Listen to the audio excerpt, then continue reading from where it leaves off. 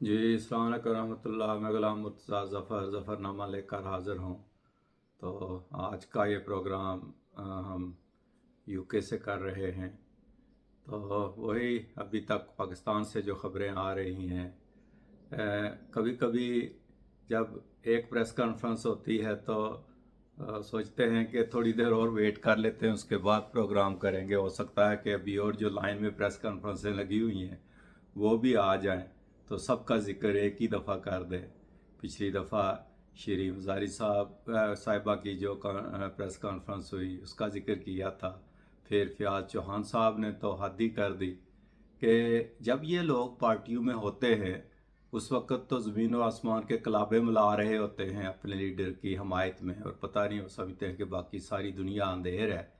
और जब ये पार्टियों से निकलते हैं, छोड़ते हैं पार्टी को, तो उस वक़्त सब खामियां उस लीडर में नज़र आना शुरू हो जाती हैं, इनको और उस पार्टी में नज़र आना शुरू हो जाती हैं। तो अक्ल रखने वाले लोग सोचते हैं कि पहले तुम खाक खा रहे थे, वहाँ क्या कर रहे थे, क्यों उस पार्टी में थे? अगर उस पार्टी का नज़रिया ठीक नहीं था या उसमें कुछ बात थी तो उस वक़्त आपने क्यों नहीं छोड़ा? देखे, मैं जो हाशमी साहब ने पार्टी छोड़ी जब पीटीआई, तो उस वक़्त वो ऐसा मकाम था कि उन्होंने मेरे ख्याल में पीक के ऊपर, जबकि उनकी लीडरशिप भी गैर मुतनाज़ थी एक किस्म की, तो उन्होंने उस वक़्त पार्टी छोड़ी और पार्टी छोड़कर वो खामोश हो गए। उन्होंने कोई इल्ज़ामात की वो भरमार नहीं की, जिस तरह से फ़याज़ चौहान साहब ने पता नहीं क्या क्या जो है ना वो भरमार कर दी। अब असद उमर साहब ने भी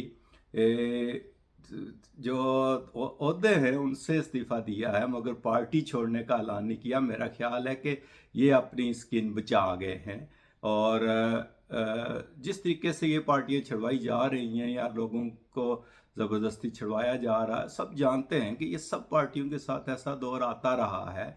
मगर असद उमर साहब ने मेरे ख्याल में अच्छा सबूत दिया है कि ना कोई इल्ज़ामात लगाए हैं, और ये भी उन्होंने कहा कि वो पार्टी के लिए काम करते रहेंगे।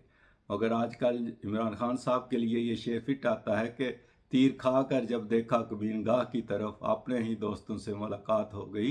तो जब ये पीछे मुड़कर देखेंगे तो इनके वो सारे दोस्त वो इनको नज़र आएंगे जो अभी पत्तों की तरह जो है ना वो जड़ते जा रहे हैं। और मुझे तो ऐसे लगता है कि नया ग्रुप जो है ना वो ज़रूर बनेगा और बनता रहा है।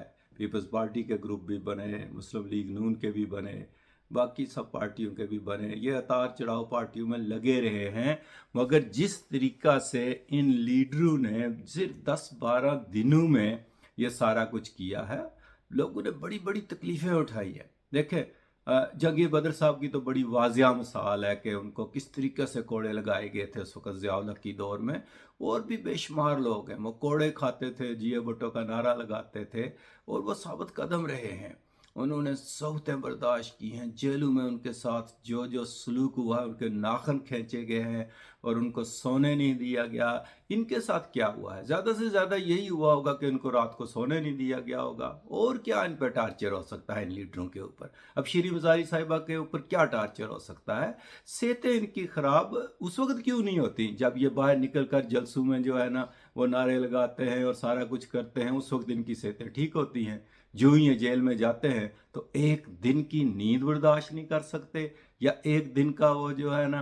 तो यही चीज़ें हैं, जब आपको अपना पता है कि हम कितने पानी में हैं, तो उस वक़्त फिर इतनी बड़ी बड़ी जो है ना वो बड़के मारना और दावे करना कि हम क्या कर देंगे। ये था आपका जो है ना वो जज्बा, और ये था आपका सब्र, और ये थी आपकी बर्दाश्त कि जो कि चंद दिन भी नहीं हुई।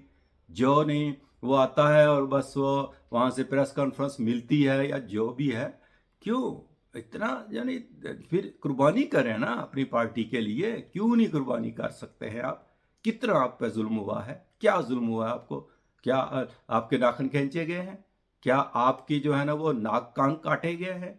या आपको बिजली के करंट लगाए गए हैं जो कि दूसरों को लगाए जा रहे होंगे, जो आम आवाम पकड़े गए हैं, जिन्होंने वो वर्दियां पहनी हैं, जिन्होंने मोर चोरी किए हैं, जिन्होंने बाकी सारा कुछ किया है मुजस्मे और वो तोड़े हैं सारा कुछ, तो उनके साथ क्या हो रहा होगा? क्या वो जो है ना वो किसी के बच्चे नहीं हैं? वो भी आपके सपोर्टर थे ना। जब उनके साथ इतना जुल्म जो है ना वो हो रहा है, तो تو آپ اتنے نازک تھے کہ آپ نے چند باتیں برداشت نہیں کی ہیں اور چند دھمکیاں برداشت نہیں کی ہیں، اور پھر جو ہے نا وہ آ کر باہر جو ہے نا وہ دھڑا دھڑ جو ہے نا وہ بیان دے رہے ہیں، پارٹی چھوڑ رہے ہیں، اور پارٹی چھوڑ نہیں رہے بلکہ سارے الزامات مڑ کے عمران خان صاحب پر لگائے جا رہے ہیں۔ تو یہ افسوس ہو رہا ہے ایسے لیڈروں پر، اور افسوس اس لیڈر پر بھی ہوتا ہے جو ایسے لیڈروں کو اپنی پارٹیوں میں لیتے ہیں۔ آپ لوگوں کی روش یہی رہی ہے، ایک پارٹی چھوڑتا ہے دوسرا اس کو قبول کرتا ہے، ایک اعلان کرتا ہے۔ جب ایک بندہ کتنی پارٹیوں کو چھوڑ چکا ہے تو آپ کو یہ دیوار پہ لکھا ہوا نظر نہیں آ رہا کہ کیا جو ہے نا وہ ہوگا؟ ابھی وہ جو ہے نا وہ چودھری برادران کے بھی ایک بندے نے جو ہے نا وہ اعلان کر دیا ہے کہ ان کا پی ٹی آئی کے ساتھ کوئی تعلق نہیں ہے، وہ کاف لیگ میں واپس جو ہے نا وہ جا رہے ہیں۔ کل مجھے لگتا ہے کہ ہو سکتا ہے پرویز الہی صاحب بھی یہی اعلان کر دیں یا مونس الہی صاحب بھی یہی اعلان کر دیں، اور اگر پرویز الہی صاحب نہ کریں تو اپنے بال بچے کو اور باقیوں کو اعلان کروا دیں۔ تو یہی تاریخ ہے پاکستان کی، مگر ہم لوگ سبق نہیں سیکھتے ہیں اس سے، اور ہر کوئی یہ جو طاقت کے زوم میں یہ سمجھتا ہے کہ وہ پارٹی کو ختم کر دے گا۔ اس طرح پارٹیاں ختم نہیں ہوتی ہیں، یہ دوبارہ اٹھیں گے، ایگزسٹنس ختم نہیں ہوتی۔ ہاں، پی ٹی آئی کو اتنا نقصان پہنچ چکا ہے کہ اب یہ بھول جائیں کہ یہ 2 اکثریت لے جائیں گے، عمران خان صاحب الٹے لٹک جائیں 2 اکثریت نہیں لے، ہاں بڑی پارٹی کے طور پر یہ قائم رہیں گے۔ یہ الیکشن ہوئے اگر تو الیکشن جیت بھی سکتے ہیں، ان کی ایگزسٹنس ختم نہیں ہوگی، ختم ہو سکتی نہیں ہے۔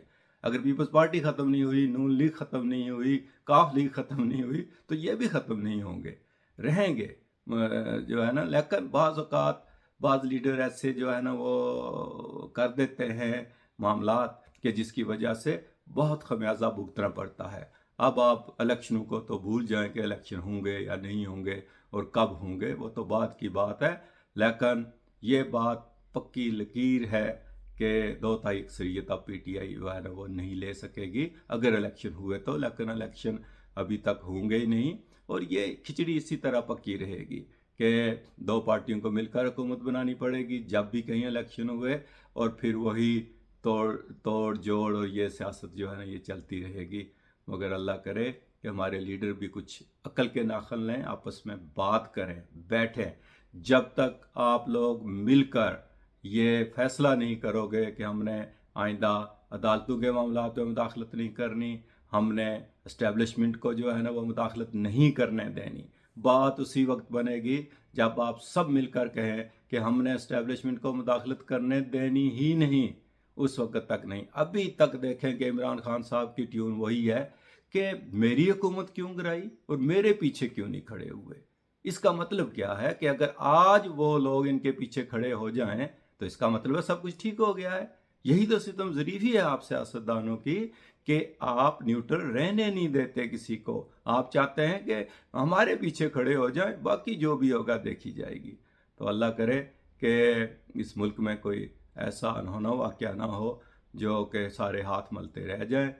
تو دعا کرتے رہیں کہ اللہ تعالیٰ سب کو عقل دے اور صحیح فیصلے کرنے کی توفیق دے۔